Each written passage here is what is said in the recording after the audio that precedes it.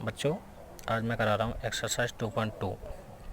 तो देखिए, ये एक्सरसाइज 2.2 का इंट्रोडक्शन पार्ट है। थोड़ा मैं इसके बारे में इंट्रोडक्शन दे देता हूँ। तो जो पोलिनोमियल्स होते हैं वो होते हैं बेसिकली 3 टाइप के: linear polynomial, quadratic polynomial and cubic polynomials. तो देखिए, ये पोलिनोमियल्स में क्या डिफरेंस होता है। वैसे आपने ये 9th में पढ़ा इसके बारे में, लेकिन मैं अभी भी इसके बारे में बेसिक बता देता हूँ आप लोगों को। देखिए, ये जो लीनियर पॉलिनोमियल्स होते हैं, यहाँ पे ये डिपेंड होता है एक्स की पावर, एक्स की मैक्सिमम पावर यानी इसकी डिग्री। तो जहाँ पे एक्स की पावर 1 होती है ना, एक्स की जो पावर होती है वो 1 होनी चाहिए यहाँ पे। तो ये सभी लीनियर पॉलिनोमियल्स होते हैं, एक्स की मैक्सिमम पावर। इसमें जो एक्स की मैक्सिमम पावर है वो 2 होनी चाहिए, ठीक है। तो ये सभी क्वाड्रेटिक पॉलिनोमियल्स होते हैं। क्यूबिक पॉलिनोमियल्स में एक्स की जो मैक्सिमम पावर है वो 3 हो सकती है। देखिए, अभी आपसे बोला जाएगा जीरोज़ के बारे में। जीरोज़ या फिर रूट, एक ही पढ़े दोनों एक जैसा, ठीक है नहीं। तो जीरोज़ यानी जिस पॉलिनोमियल्स में जितनी डिग्री होती है उसकी उतनी ही वैल्यू निकलती हैं। जैसे यहाँ पे एक्स है, एक्स की डिग्री 1 है, डिग्री यानी कि मैक्सिमम पावर। तो यहाँ पे x के सिर्फ एक ही वैल्यू निकल सकती है, यहाँ पे x की 2 वैल्यू निकल सकती हैं, और यहाँ पे x की 3 वैल्यू निकल सकती हैं। तो देखिए, हमें क्या पढ़ना है, हमें पढ़ना है क्वाड्रेटिक पॉलिनोमियल्स, ठीक है नहीं। हमारे जो फिलहाल सिलेबस में है वो है क्वाड्रेटिक पॉलिनोमियल्स, इसके बारे में बेसिकली पढ़ना है। तो यहाँ पे हमारी क्या वैल्यू निकलती हैं, 2 वैल्यू निकलती हैं, ठीक है नहीं, x की 2 वैल्यू निकलती हैं। देखिए, अभी हम पढ़ते हैं जो स्टैंडर्ड फॉर्म होती है वो किसी भी क्वाड्रेटिक पॉलिनोमियल्स की, वो क्या होती है, वो होती है A X square B X plus A X square plus B X plus C. यानी कि कोई भी इक्वेशन है वो इस तरह से लिखी हुई होती है, ठीक है।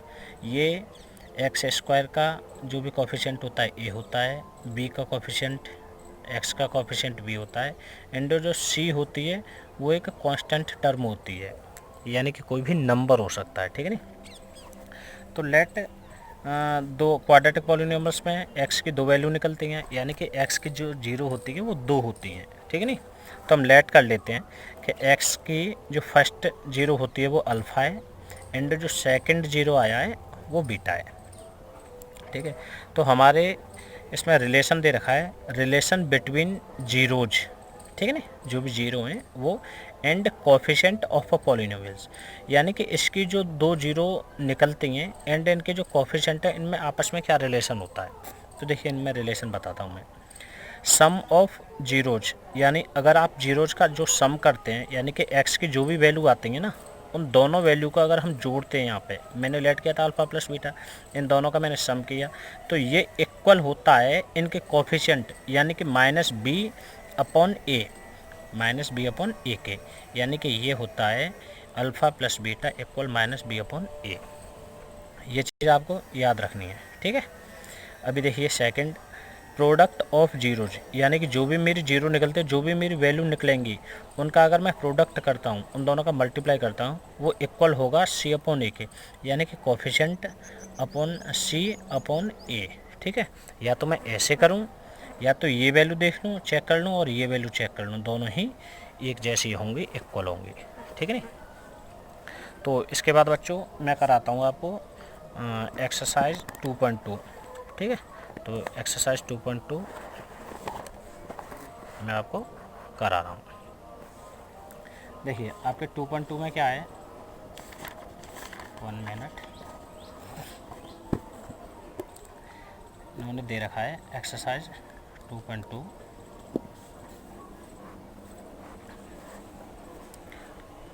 जो आपका फर्स्ट क्वेश्चन है ये है x square minus 2x minus 8। मुझे इसे सॉल्व करना है। यहाँ पे क्या बोल रखा है इन्होंने, find the zeros of the following polynomials, यानी कि जो भी फॉलोइंग पॉलिनोमियल्स जो दे रखे हैं उनकी जीरो फाइंड करनी है, फाइंड आउट करनी है, ठीक है। एंड वेरीफाई, और हमें ये भी वेरीफाई करना है relation between the zeros and the coefficient, यानी कि जो हमने अभी बताया ना इंट्रोडक्शन में, relation between zero and coefficient, वो भी हमें यहाँ पे प्रूव करना है, वेरीफाई करना है, ओके। तो यहाँ के जीरो निकालते हैं। तो जीरो देखिए, आपने फर्स्ट में भी ये 9th में किया है और अभी भी बताते हैं ऐसे, यानी कि इक्वेशन को हमें सॉल्व करना है, इसकी जीरोज निकालनी है। तो इसकी जीरो कैसे निकालेंगे, वही आपको 8 के फैक्टर करने हैं। 8 का फैक्टर कैसे कर सकते हैं, 2 इंटू 2 इंटू 2। अब आपको यहाँ से इस तरह से कोई रिलेशन फाइंड आउट करना है कि यहाँ पे -2 आप लेके आ सको, ठीक है नहीं। तो यहाँ पे आप कर दो 4 and 2, ठीक है। ये मैं आपको थोड़ा डिटेल में बता रहा हूँ, उसके आगे मैं इतना डिटेल में नहीं बताऊँगा आप लोगों को। तो देखिए यहाँ पे आप 4 and 2, यानी कि आप 4 को माइनस का लेते हैं एंड 2 को प्लस का लेते हैं, तो मल्टीप्लाई करने पे -8 हो जाएगा और इन दोनों का सम करने पे -2 हो जाएगा। तो ये दोनों इसके फैक्टर यहाँ पे आप सही से रख सकते हैं। तो ये होंगे x² -4x + 2x -8। x यहाँ से कॉमन ले सकते हैं आप, x -4, यहाँ से आप 2 कॉमन लेंगे, x -4, इन दोनों के अंदर x -4 आपको कॉमन मिलता है, ये बचेगा जो x + 2। देखिए अभी ये इसके इक्वल 0 0 0 एंड 0, ठीक है नहीं। तो देखिए अभी आप वन टाइम इनकी वैल्यू निकालनी है, तो वन टाइम यानी कि इन दोनों का मल्टीप्लाई करने पे 0 हो रहा है, तो या तो ऐसा हो सकता है कि ये वाली वैल्यू 0 हो, 0 का किसी के साथ मल्टीप्लाई करते हैं 0 आएगा, या फिर एक बार इसको लेट कर लेते हैं, ये 0 हो सकता है।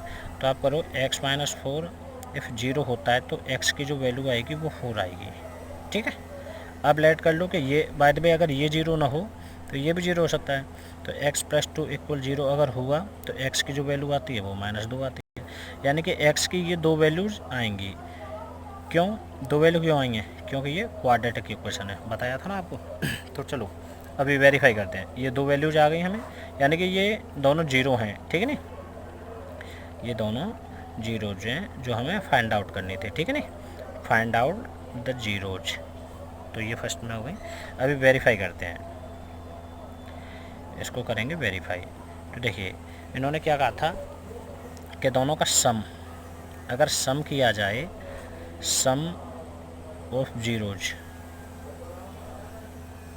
ठीक है, यानी कि 0 मेरी अल्फ़ा बीटा अगर होती हैं, इन दोनों का सम किया जाए, तो सम क्या था, सम का फॉर्मूला जो था अल्फ़ा + बीटा = -b/a, ठीक है। तो अल्फ़ा + बीटा मेरी 4 एंड -2 दे रखा है, तो 4 + -2 = -b। देखिए कोफिशिएंट जो b के प्लेस पे है वो क्या है, b के प्लेस पे दे रखा -2, ठीक है ना, -2/a। ए के प्लेस पे क्या दे रखा है, 1 है, जहाँ पे कुछ नहीं होता वहाँ 1 होता है, ठीक है ना। यहाँ पे देखिए आप, ये है, ये -b है, एंड यहाँ पे ये जो पार्ट यहाँ जो अगर लिखा नहीं है तो यहाँ पे 1 होगा, ठीक है नी। तो यहाँ पे करोगे आप 1, तो ये क्या होगा, इधर से आप अगर इसे सॉल्व करते हो तो बचेगा 2 इक्वल, इधर भी बचेगा क्या आपका 2। तो यानी कि दोनों साइड्स इक्वल हैं, left hand side equal right hand side, तो ये आपका वेरीफाई हो गया, ठीक है ना। तो यानी कि ये ठीक निकली है हमारी जीरो। अच्छा प्रोडक्ट भी वेरीफाई कर सकते हैं, product of zeros, product of zeros. Product of zeros क्या होता है, अल्फ़ा बीटा = c/a, यानी कि अल्फ़ा बीटा करो 4 × -2 इक्वल c की वैल्यू क्या है, c की वैल्यू देखो आप ऊपर में दे रखिए -8/a। ये क्या है, a तो 1 ही था आपका, तो यहाँ से आप मल्टीप्लाई दोनों का करोगे आएगा -8 = -8, यानी कि ये भी verify, left hand side equal right hand side, तो ये भी हमारा ठीक है, ठीक है ना। तो आपका इस तरह से ये फर्स्ट क्वेश्चन 1 का फर्स्ट पार्ट हो गया है। इसके बाद इसमें 6 पार्ट और दे रखे हैं, तो मैं आगे वाला पार्ट आपको कराता हूँ, सेकंड पार्ट। देखिए सेकंड आपका क्या दे रखा है, सेकंड आपको दे रखा है 4s² - 4s + 1, ठीक है। तो इसको हमें सॉल्व करना है कि ये किस तरह से हमारा आ सकता है। तो देखिए इसके आप कैसे फैक्टर करोगे, 4s² - 2s - 2s + 1, ठीक है, ये इसके फैक्टर हो जाएंगे। अगर आप अभ्यास करोगे थोड़ा सा तो ये आप सीख गए होंगे, जान गए होंगे कि फैक्टर किस तरह से तोड़े जाते हैं। तो यहाँ से आप 2s कॉमन ले सकते हो, यहाँ से 2s कॉमन लोगे तो क्या बचेगा, 2s - 1 यहाँ से आपका जो कॉमन आपको कुछ नहीं दिख रहा है इसमें से, तो -1 कॉमन ले लेते हैं। अगर साइन यहाँ पे फर्स्ट में माइनस का दे रखा है तो -1 ही लेंगे, तो 2s - 1। एक चीज़ और आपको याद रखनी है कि जैसे भी हम कॉमन लेते हैं तो ये दोनों ब्रैकेट है ना, दोनों में एक जैसी वैल्यू आती है। अगर एक जैसी दोनों के अंदर वैल्यू नहीं आ रही है दोनों ब्रैकेट की, तो समझो क्वेश्चन हम कहीं ना कहीं से आंसर इसका जो सॉल्यूशन कर रहे हैं वो गलत कर रहे हैं, ठीक है नहीं। अभी दोनों के अंदर एक जैसा होगा तभी तो कॉमन ले सकेंगे। अगले स्टेप में फिर ये कॉमन ले लेते हैं दोनों से, तो करेंगे 2s - 1, ये मैंने कॉमन ले रखा है, तो बचा हुआ शेष पार्ट यहाँ पे लिख देंगे 2s - 1, ठीक है नहीं। तो यहाँ से देखिए, यहाँ से अगर 2s - 1 अगर 0 होता है, ठीक है ना, देखिए ये इक्वेशन हमें 0 सॉल्व करनी होती है, ओके।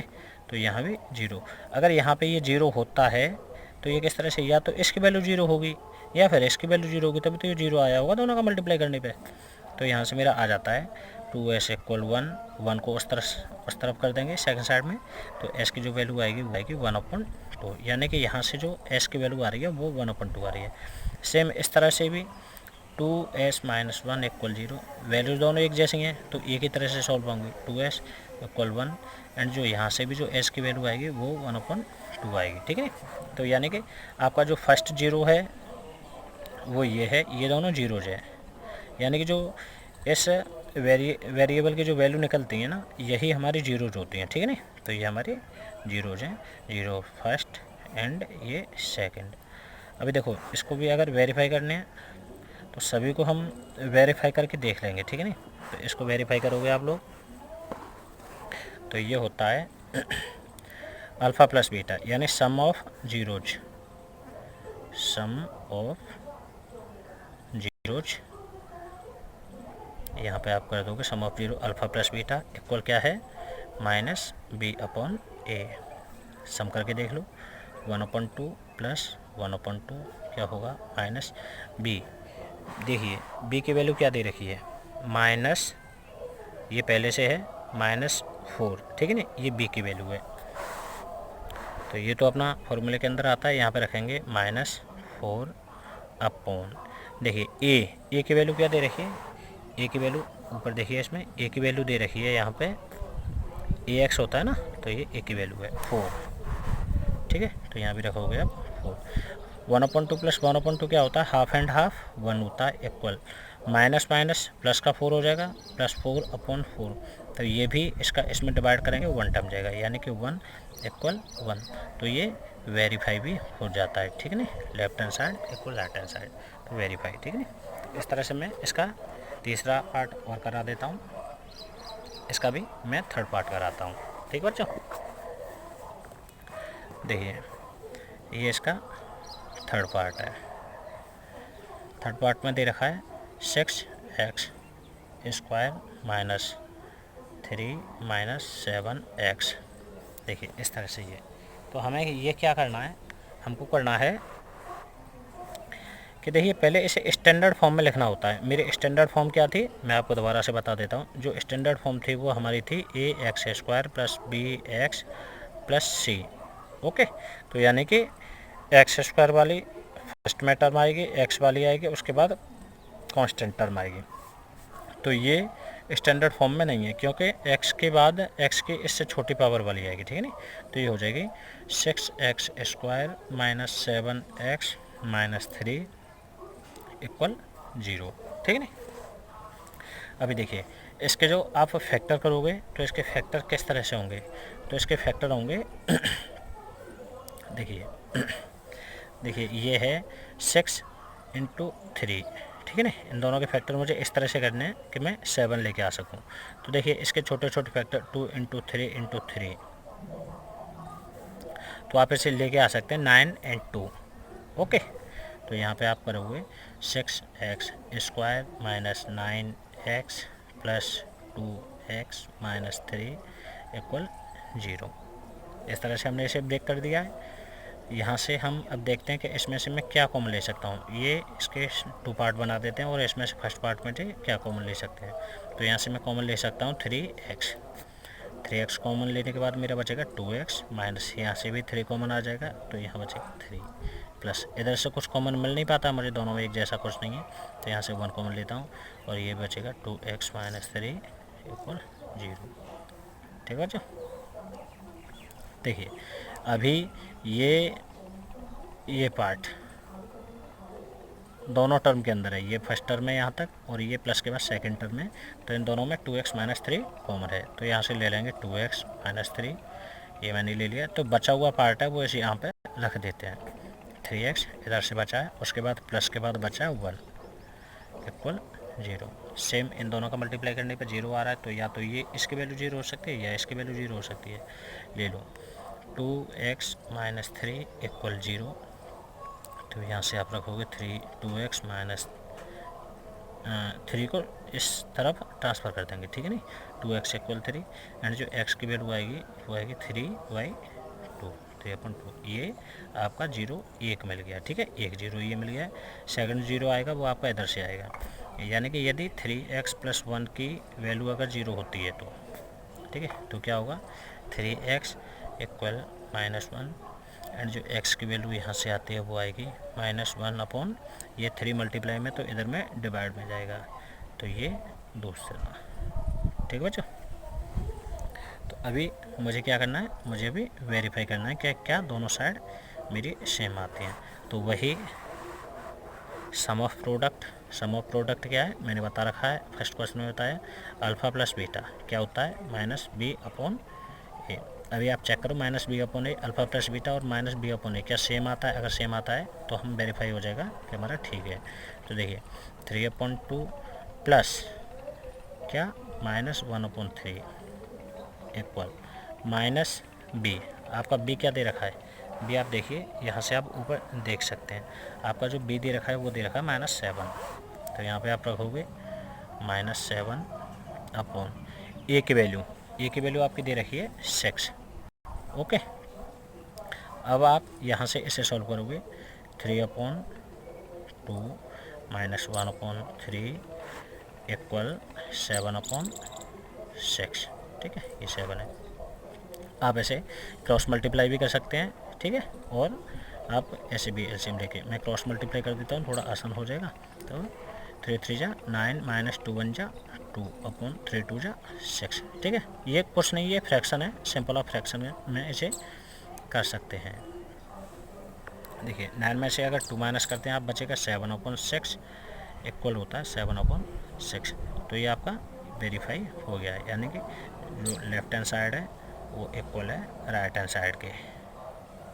ठीक है बच्चों, तो इस तरह से आपके फर्स्ट सेकंड थर्ड 3 पार्ट में करा दिए हैं, और जो बचे हुए 3 पार्ट हैं वो मैं अगले पार्ट में डाल देता हूँ। ओके।